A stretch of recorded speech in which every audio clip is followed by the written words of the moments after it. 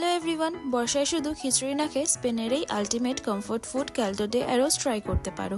Basically এটা বিদেশি ফেনা ভাত। চিকেনটাকে আগে বয়েল করে নিচ্ছি। চিকেনটা সেদ্ধ হয়ে গেছে, তাই চিকেনটাকে স্ট্রেট করে নেব আর চিকেনের স্টকটা আলাদা করে রাখবো। এইবার গাজর, পেঁপে, আলু, ক্যাপসিকাম, টমেটো কেটে নিয়েছি। তোমরা চাইলে আরও নানান রকম ভেজিটেবলস অ্যাড করতে পারো। এবার কেটে রাখা সবজিগুলো বাটারের মধ্যে দিয়ে দিলাম, হালকা ভাজা ভাজা করে নিচ্ছি। এখন দিয়ে দিচ্ছি কেটে রাখা পেঁয়াজ কুচি আর বেটে রাখা আদা, রসুন, ধনেপাতার পেস্টটা, আর দুটো দিয়ে দিলাম চেরা কাঁচা লঙ্কা। ভালো করে এটাকে নাড়াচাড়া করে নিচ্ছি। এবার দিয়ে দিচ্ছি পরিমাণ মতো নুন, আর এক মুঠ গোবিন্দভোগ চাল আগের থেকেই ধুয়ে রেখেছিলাম, সেটাও দিয়ে দিলাম।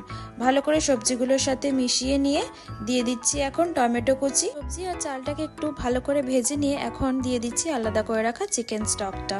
জলটা একটু ফুটে এলে দিয়ে দিচ্ছি স্ট্রেট করে রাখা চিকেনগুলো। 15 মিনিট মতো এখন আমি এটাকে ফুটতে দিলাম, যতক্ষণ না চালটা সেদ্ধ হয়ে যায়। চালটা সেদ্ধ হয়ে গেছে, তাই এখন ওপর দিয়ে দিলাম ধনেপাতা কুচি। তাড়াহুড়ো থাকলে কিংবা জর্জালি হলে এটা একদম পারফেক্ট। কিন্তু ভালো লাগলে প্লিজ লাইক, কমেন্ট, শেয়ার করো। বাই।